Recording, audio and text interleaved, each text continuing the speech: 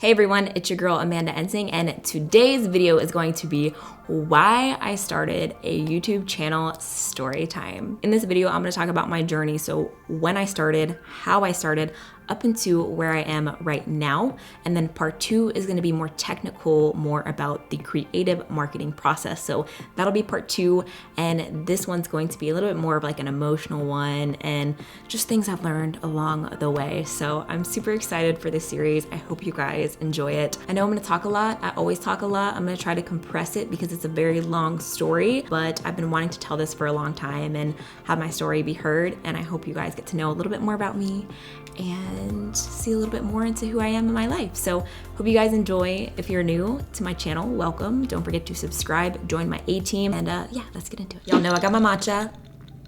I started my channel, gosh, in 2012, just making videos for fun. And then I feel like my channel really didn't start to pick up until 2013. So one of the most asked questions I get all the time is, why did you start a YouTube channel? I've touched on it on Q&As, but today I'm like, we're gonna go in on everything. Let's rewind to 2012. I was a junior in college and I was wanting to learn about makeup and learn about beauty. I've always loved fashion. I'd always loved makeup. Like when I was in high school, I would take all the fashion magazines like Cosmo and Allure, and I would cut out all of the fashion ads that I liked and I would tape them all over the wall next to my bed. I'd always loved fashion and beauty, but I grew up in a really small town in Tennessee and we didn't really have many options. I had never heard of Sephora.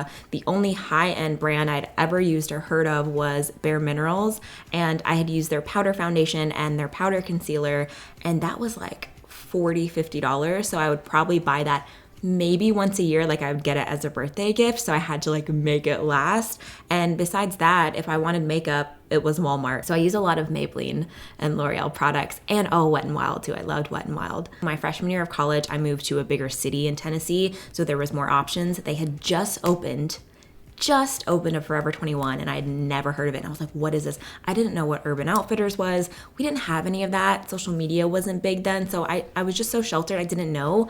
So I remember them opening a Sephora, and I saw the Sephora at my mall and I was like, I will never shop there. There's too many options, too much makeup. I'm overwhelmed. I can't do it. I'm just going to go to Target, Walmart, whatever. One night I was supposed to be studying for an exam, and I'm the biggest procrastinator. Like I will wait until like the very last second to study. I was like, you know what? I really want to learn how to use liquid foundation, which was also a pretty new thing to me. Of course, I'd seen it growing up, but it was never really on my radar. I'd always used the Bare Minerals, and I was just running out of that, and I was super bored. So I literally typed into Google best foundation, and YouTube came up. So I was like, people do their makeup on YouTube? I fell in the rabbit hole and I watched YouTube video after YouTube video after YouTube video of all of these beautiful girls doing makeup, talking about makeup, reviewing makeup. When I first started, makeup reviews were definitely my thing. That was my favorite thing to watch. I would spend hours like watching. It became such an obsession. Even during class, like I'm on Makeup Alley,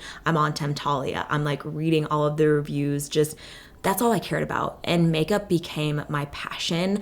And I was never passionate about anything before makeup. I'd always loved beauty, fashion, and music, but I never like honed in on anything. And I was getting ready for law school. Like I was president of the pre-law fraternity. I was in a sorority. I had interned at a law firm since high school. So it had been like 4 or 5 years I'd been interning at a law firm. That's what I had put everything into. And it became clear in that moment when I started getting so passionate about makeup that law wasn't for me. And I got so anxious and so stressed out because I'm like, God, like what am I supposed to do? I don't want to go to law school, but I've set up my whole like college career for this. And it was so crazy because I literally would pray every single night for God to like guide me to what I'm supposed to do. I just knew it wasn't right. Like I knew law school was not for me. And then I started to convince myself, okay, well I can go to law school and work for a beauty company and like be an in-house legal, but I wouldn't have been happy doing that. A little financial background, I had to pay for everything myself. I had to pay for school, I had to pay for bills, I had to pay for food, I had to pay for everything myself. I had to take out a lot of loans. So in addition to that, I was always working. I always had a job. I worked a lot of retail jobs. Being so obsessed with product reviews, I would go to Sephora and get samples all the time so I could review foundations.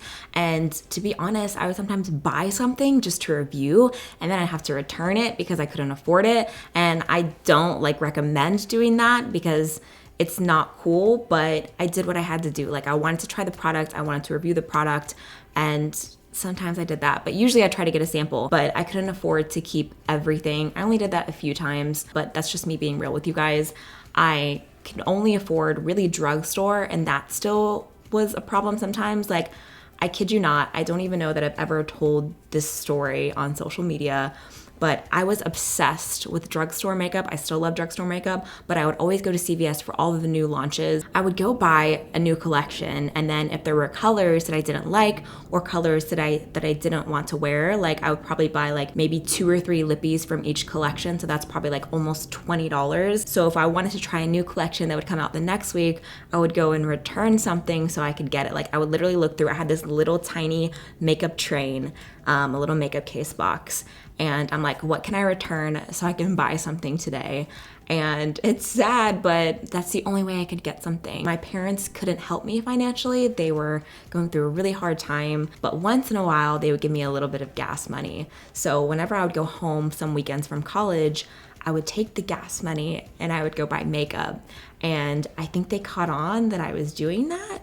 So they tried to trick me and they gave me a Kroger gift card, which is the same thing as Ralph's. If you know what Ralph's is, it's a grocery store. So what I did is I took that gift card, went to the grocery store and bought a Sephora or a Target gift card so I could buy makeup. So I got them. I was lucky to have like $80 in my bank account. Like if I had 100, I was doing good. We were gonna eat for the week, but I was broke ass college student, okay? One of my good friends came over. She was addicted to makeup as well. And I had that little box that I mentioned, my makeup case. And I remember opening up and she was like, oh girl, you have 15 lipsticks? That is insane. And I'm like, I know I have a problem. And it had taken me probably a year to like get those lipsticks. And it's so funny because now like I look at how many lipsticks I have, and even like I see you guys send me pictures all the time, and it's like makeup collections are on a whole nother level now. But at the time it's just so funny to see like started from the bottom, now we hear like I thought I was like popping off. After about a month of watching YouTube tutorials every single day, I felt like they were all my friends. I felt like I knew them all. I decided I want to do this. I want to start a YouTube channel. And the reason I wanted to start was I wanted to document my journey, document my process, me trying makeup, what I discovered trying makeup, and just hoping that one, I could help other people and inform other people about products, and then two, to make friends and interact and engage.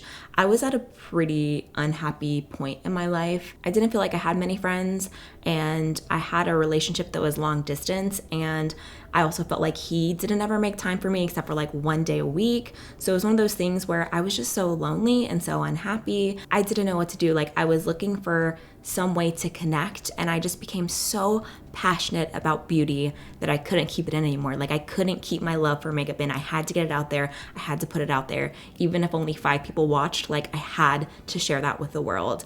And it was one of those moments where God had put this fire in my heart, and I didn't know it was God at the time. I just thought like, hey, I really want to do this. I want to share this. Looking back, it was all God. I had a MacBook. I had gotten it for college, and I started filming on my webcam. I didn't have any lighting. I had a little like nightstand, and it was like a little metal nightstand that you could easily pick up. So I would pick it up and put it on the side of my bed, stack my school books up, and then set my MacBook, and it was right in front of a window. And I knew that I could use natural light. If it was sunny, I was filming. If not, I couldn't. So literally like between classes, I would go film. And I started putting up, I would say 1 video a week. It was always at least 1 video a week. The video quality was terrible, but it was cool because I could see myself. So I'd plug it in and I would just hold up my products, do whatever I was gonna do. I'm a very dedicated person. Whatever I do, I put everything into it. I don't half-ass it. Like I will put 150% into something.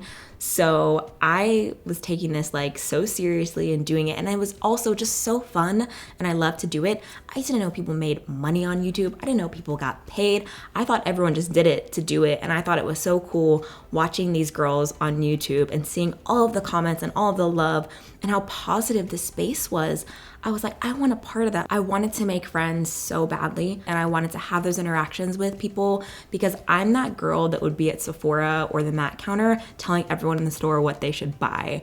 Not because I wanted to make anyone money, just because I love talking about makeup and I love selling makeup to people and I love finding makeup that works to meet people's needs. Like that is my passion, helping people discover makeup because I know how amazing makeup made me feel. So I wanted to make others discover that and make them feel that way. When my first video hit 100 views, I thought I had made it. I thought my life was made. I was so excited. I was not getting a lot of views by any means, but I would always comment on everyone's YouTube channel that I loved, not saying, hey, come check out my channel. I would never do that, but just engaging and interacting with the people that I love. Like, oh, hey, I love that lipstick too. Or like, hey, now I want to try that, because I genuinely wanted to be friends with them. Like all of these girls on YouTube that I looked up to, I wanted to be their friend and I wanted to interact with them, and they seemed so cool. Even though I have this platform, I still know what it's like to be only a viewer and not a YouTuber, because when you watch someone for so long, they become a part of your life and you feel like they're your friend. So I totally get it.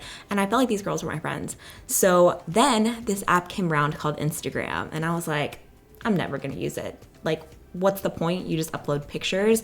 I have Facebook, like Facebook was still cool then. So I got Instagram and I started to discover the Instagram beauty community, and I was like, this is so cool. So now I had YouTube going on, and then I also had Instagram going on, and I would literally like write in my notepad all of the cool hashtags for beauty, and I would do like, for a while I think I did one makeup picture every single day, whether it was just a lip of the day or an eye of the day. Like thumbs up if you remember the little eye like quadrants. Keep in mind, when I was doing this, selfies were not cool. Like, I feel like everyone in my sorority was kind of like, what is she doing? She's posting selfies every day.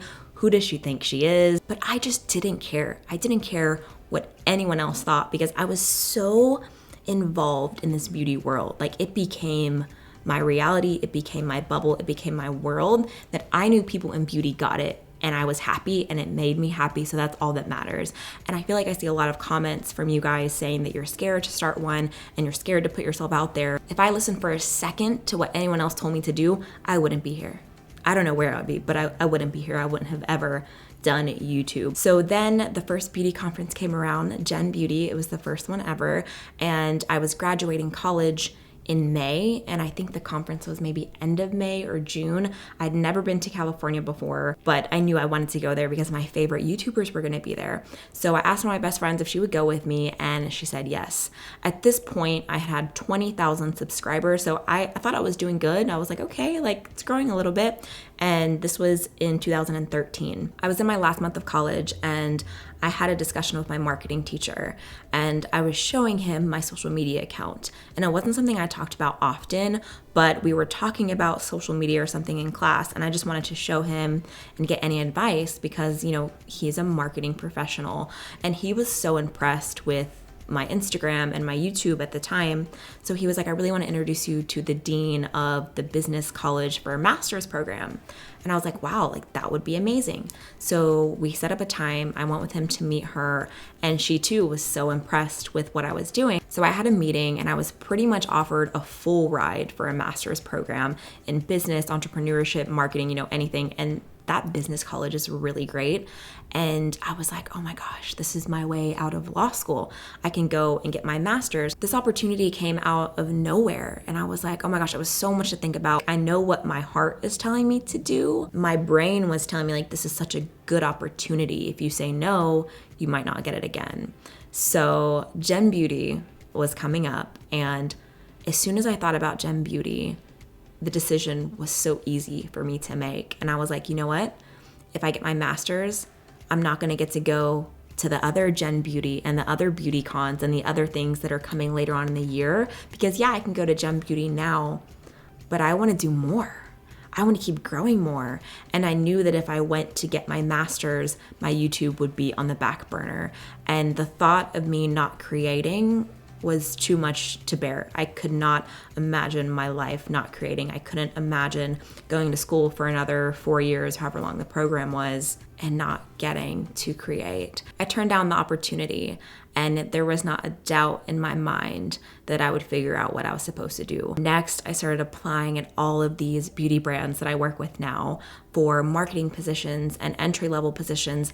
No one called me back. I think I sent out like at least 100 applications to brands all over the US, mainly in California. No one even gave me anything. So that was really discouraging. And as soon as I was like, what am I gonna do? I got a text from someone who had sent me PR before. Backtrack a little bit, I did start receiving a few PR products. There was like some whitening products, some tanning products, and then a little bit of makeup here and there. I think the first makeup brand to ever send me anything was Makeup Geek, and I screamed when I got that package. It meant the world to me. Makeup Geek was one of the first brands to ever believe in me, so that was amazing. So one of the tanning brands reached out to me and said, hey, we want you to do a review of our product. Can you do it for $200? And I was like, oh my gosh, someone's offering me real money to sit down and do what I would already do for a review. And I was like, holy crap, this is awesome. So I sent a text back. This was all via text. And I was like, I can do it for $500. And they said, okay, sure. And I'm like, oh my gosh, like I'm about to make $500, which is my rent for the month, for doing a video. So after that, you could not stop me from making this my career and my job.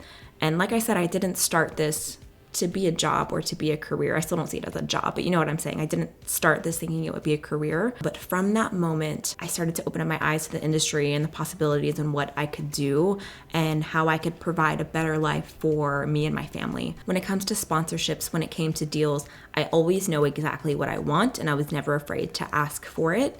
So I feel like I could come off pretty like stern most of the time, but I would only do reviews of products that I liked. If I hate your product, you can pay me to do a review, but I'm gonna give you a bad review, and brands usually don't like that. So if it's not an honest review, I wouldn't do it. So that's why most of my reviews are pretty good, because I'd only review products that I really genuinely liked. Obviously, if it's a first impression, that's different. But when I was doing these reviews and using products, I would test them out beforehand just to make sure they were good. I would never recommend products to you guys that were terrible or that weren't worth the money or that were really expensive, but drugstore is better. I would never do that. And a lot of that has to do, obviously, with my values and who I am, but also where I came from. I never came from money. I never had money to afford things. So why would I promote a product that's expensive when you can get the same thing at a drugstore that's even better? You know what I'm saying? Another big part to this story was me working at Sephora. I will link my Sephora video down below if you haven't seen it. This is going to give you in-depth more detail. So after you watch this video, go watch the Sephora video, because this is a huge part of my journey as well. I don't want to talk about the whole thing all over again because it's kind of a long story, but me working at Sephora also heavily influenced where I am today. The number one thing I can tell you if you want to start a YouTube channel is don't have a plan B. I know it's so hard. I'm the type of person, I always want to have plan B, C, D, in case B and C doesn't work out, and then I have plan D. I'm a planner. I like to have things to fall back on. Like even in college, I majored in political science. I double majored in business administration because I was like, what if I don't go to law school? And I was like so set on law school. Like that was my life goal, to be a lawyer. And then I kind of was thinking of plan C in case, well, what am I going to do with business? So I'm that type of person. Like I like to have lots of plans. And I've learned through this industry that your best plan is to never have a plan B. Put everything into your plan A. If you want to do YouTube, you put everything into that. With the loan money that I got from school, I was able to pay my rent for the summer. And then after the summer, I had to move out back into my parents' house for a couple of months just until I could start making money. I wasn't really getting many sponsorships at the time. If any, I had that one that I mentioned. And besides that, I was getting ad revenue and then doing some affiliate deals. Before I moved out of my apartment, I decided to film a contouring routine. Now, I did get a little camcorder, so I upgraded from my laptop to a little camcorder, and it had a little flip out screen. It was really, really great. I remember getting that camcorder as a gift, and it like made my life. I also upgraded to a ring light that was also a gift. So I had my camcorder and I had my ring light, and I would set it up in front of my bed, and I decided to do a drugstore Kim Kardashian contouring routine. And I watched the footage and I was like, this is stupid. I don't even want to put it up. Like, I don't even like the video. The next day I was like, you know what? I need to put up a video. I'm just gonna put it up. So I went ahead and put it up anyways. And my subscriber count started to go up, and I'm like, okay, what's going on? Next thing I know, that contouring routine got 1 million views. And I was like, what the heck is going? Like, I had no idea that it would blow up and be so popular, but people loved the video. And I was like, oh my gosh, that got me up, I feel like, to 100,000 subscribers. And I moved out into my parents' house. And that was such a struggle to film and to work and to be in. Moving back home, I had my small little bedroom that I grew up in. It was so tiny, and I was able to upgrade to an iMac. And the only reason I was able to get an iMac was because I had enough credit from my school loans and everything to get a loan, like through their program through Apple. So getting that iMac was such a big deal for me. I remember posting a picture on Instagram because I was so excited to have that. My MacBook was about to die at any point. It was such a struggle for me to upload and edit videos. And also I was working part-time at Bare Minerals. Shout out to them. That was such an amazing brand to work for. So I was working for them at the mall a couple days a week, and then I was doing YouTube as well. So I got my iMac and I would literally use it for my backdrop for my videos. So if you go back to my older videos, I would change like to sparkles moving or flowers or smoke, and I would do all this stuff, and I would put the laptop so close behind me, or the MacBook so close behind me, and use the camera so that way it looked like a moving backdrop or like a design. I mean, I was innovative. I was just doing what I had to do, and I thought it looked cool. If I didn't do that, I would just have a regular picture or something on my MacBook, and I had a candle next to me. And Bath and Body Works candles were such the cool thing to have in your video at the time. Like, every beauty blogger had a candle lit in the background of their videos, and it looked so peaceful, and I love candles. So I would do that, but the problem was whenever I would film, I had to keep my bedroom door shut. And there was like no ventilation in my room with the door shut. My room was so small, you guys. So I'm like filming a video talking to you. At the same time, I like can't breathe because it's getting really hot. The candle's like right behind me. Like, you don't understand, my room was so small. Whenever I did makeup tutorials, I wouldn't talk through them, but I would do a talk through intro. And it was so annoying because every time I had to film an intro, outro, I would have to like tell my mom and whoever else, I'm like, can you guys be quiet for like 5 minutes, please? And it's so awkward because my mom's cooking, they're doing stuff, my room's close to the kitchen, so everyone would have to be quiet. And I'm like talking, and I know that they're listening, and it was so awkward. I knew I had to get out of there. I just knew, like, I had that feeling like it's now or never. You have to leave and take a leap of faith and know that God's gonna take care of you and that you're gonna make this work. So when I started making $1,000 a month, I remember it was like in November, and I was like, all right, next month I'm moving out. So in December I had planned, and then in January I had moved out of my parents' house, and I think I had maybe $2,000 to my name, which was the most money I'd ever had. And I was like, I have to be making money every single month because my rent's like almost all of my paycheck. But apartments were so expensive to live on your own, and I knew it was a lot, and it wasn't even like a super fancy apartment. Like, that was the cheapest one in a safe area at the time that I found that had everything I needed. So I did it, and I left, and it was the best decision I ever made, because from there it was like the hustle really got even realer, even harder. Mondays I would film, Tuesday I would upload, Wednesday I would film, Thursday I would upload, Friday I would film, Saturday I would upload. Like, it was like every other day. I started to grow. My channel grew, but I had no work-life balance. It was all work, no life, no play, no fun, just work all the time. A work-life balance is so important no matter what job you have. And at the time, I didn't know that because I was my own manager. I didn't have a manager at all until literally like a year ago. I have done all my own negotiating up until this point.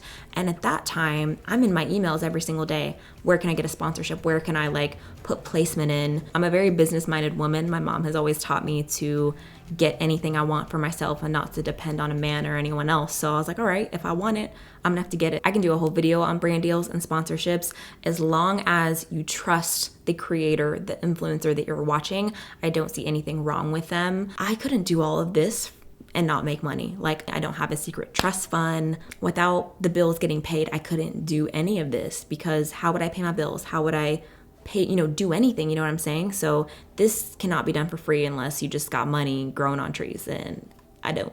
You guys know I'm always honest. I always tell you when things are sponsored, and I only show products that I really like, and if I don't like them, I tell you, I don't like them. I was in that apartment for a year, and then I knew I needed to move out.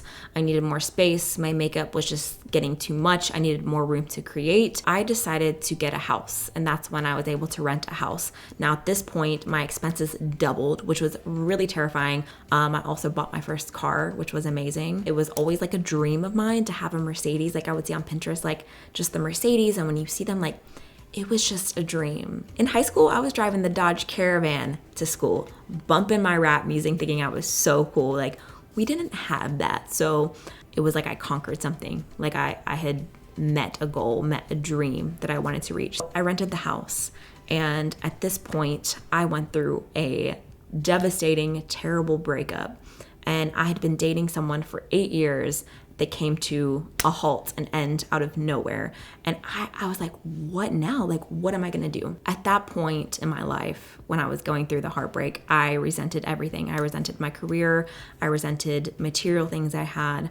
I resented my passion. And I was so numb. I felt nothing. Like I didn't love YouTube. I didn't love beauty. I didn't love anything. Like mentally, I knew that I was so thankful for everything, but my heart just felt nothing about anything. I remember filming my first makeup tutorial after the breakup, and I would have to like stop and go cry and then come back and film, and then stop and go cry, fix my makeup and come back and film. It was a struggle through that year because it was like right when I moved into that house, I went through the breakup. So that whole year I was in that house, my life changed in the best way possible. I connected with my neighbors on both sides who both have younger kids. Lainey and Marley are just my little sisters I never had. I made friends, I got involved in the community, and I rediscovered who I was, and I rediscovered my worth, and I rediscovered how worth it I was, and I believed in love again. It was such a good reminder of why I started. I think that's why I get so hurt sometimes when I see comments of people saying, you've changed so much, because the person that I'm being compared to was a person that was so unhappy and so lost and so miserable with her life and not knowing what to do, to where, I mean, I'm still trying to figure life out. I feel like we're always trying to figure it out. But when I look back on my journey and where I am now, like, I'm finally happy. It was such a struggle for me. Like, there have been so many videos, so many pictures that you guys have seen of me where I'm so hurt and you would never know. I put my passion out there, and God gave me this platform that I hope I can always use in a respectful, inspiring way. This journey being on YouTube has allowed me to grow a thick skin. It has allowed me to really discover who I am, what I like, because even when I'm hurting, I put myself out there.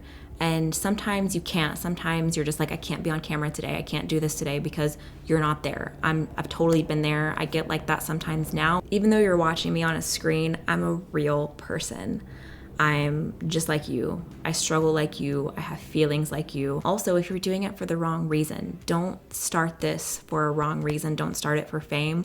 Don't start it for money. Don't start it for product. Start it because there's a passion and a fire in you that you can't contain, and you want to share that love, that vision with the world. Don't start it for any other reason or for anyone else. The year that I lived in this house, I found myself again, and I knew my lease was coming to an end, and I had always wanted to move to LA. My first Gen Beauty experience, I mentioned to you guys, it was the first one ever. From that day on, I was like, mark my words, I will move to LA one day. I felt like I needed to be in LA. It was just this weird thing, not because everyone else is there. I tried to fight it for like 2 years. I tried to fight it like, do I need to be in LA? Like, can I not do it here? But something just kept like pushing me, like, come to LA, move, move, move. And there have been so many moments through this journey that I'm like, okay, this is why I'm here. This is why I'm here. This is why I'm here. Not just career, but people that I've met, meeting my boyfriend. There's just so many little things I'm like, okay, this is why I moved here. From my parents' house to every single move, I feel like all of the responsibilities, all of the bills, everything doubled every single time almost, and that's pretty scary. But the reason I'm mentioning that is because when you're doing something that you love and you're pursuing such a big dream, you have to take a risk. You have to take that leap of faith. If you don't take that, you'll never know. And every time it's scary. Anytime I make a decision for my career, it's terrifying, it's scary. Talking to my women for a second, all of you who are afraid, all of you who are feeling like you can't do what men do, you can't make as much money as men do, you can't get what you want without a man. I'm here to tell you that is not true. That doesn't have to be true. You can do whatever you want to do as long as you do it. Like women, we are such powerful people, humans. We are powerful creatures. We are worthy. We are beautiful. We are so many things, and you can do anything a man does. And I'm saying that because I've done it, and I will continue to do it. And I have done things that men that I know can't do. And I'm not putting men down. Men are great. I'm just saying I want you to be inspired by what I create, because I want you to be a boss babe, and I want you to follow your dreams and provide for yourself, provide a better life for your family and your kids and everyone that you care about. I've always been underestimated my whole life. I remember giving a speech at graduation for high school because I was salutatorian, which, let me clarify, I had a 3.999 repeating because I had all A's and 1 A minus. Still bugs me. I stood up to give my speech, and I remember the jock behind me saying, "Oh, I didn't know you were smart." And I was like, I've always been underestimated. I've always been labeled as just a pretty girl or not smart or all of these things because of what someone sees. Just because you see a picture doesn't mean you get the truth. You see, but do you really know? And I love proving people wrong. I will continue to do that my entire life. And it's one of the things that drives me, because I know my worth and I know what I'm capable of. And even though I've accomplished this so far, I'm just getting started. There have been so many doors shut in my face throughout this journey, and something better always opened up, or I made my own door and made something else better open up. The thing I love about what I do is not the money. It's the freedom of being able to create and be happy and have a job that I genuinely love. Trust me, I know there's nothing worse than waking up every day to a job that you hate.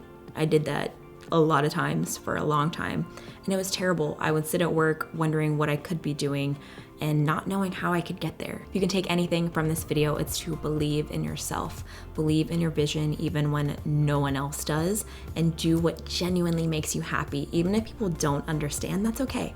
Maybe they're not meant to understand, but there will be people who will understand. And at the end of the day, if your soul is happy and you're at peace, I mean, that's really all that matters. I pat myself on the back for a second, because we should all do that once in a while. Cannot explain everything I've done to you in any other way except for God did this. Like, he did all of this. Without him, like, there's just no way. I'm at a very exciting place in my career. I'm at a place where I'm branding, I'm getting ready for a brand and collabs and all of these things, and just creating products, which is super exciting. The day I come on here and I show you guys a lipstick with my name on it, a highlight with my name on it, an eyeshadow palette with my name on it, I'm gonna cry, I'm gonna freak out. So that's a synopsis of my journey. I hope you guys enjoyed this video. If you did, don't forget to give it a thumbs up, hit subscribe, join my A-team. I'm so thankful for you guys, and I'm only here because you watch my videos and because you love me and you accept me and you constantly are interacting with me and watching my videos, liking my pictures. Like, you guys are just so amazing, and I still don't know what I did to deserve you guys. I still think that that's all God putting you guys in my life, but I'm so thankful for you. And even though social media can be a very dark place and it seems like it's been a little crazy lately, I see you guys and I see your love every single day. And I'm so thankful for that, because you have given me a life and my family a life that I could never expect. I love you guys. Thank you as always for watching.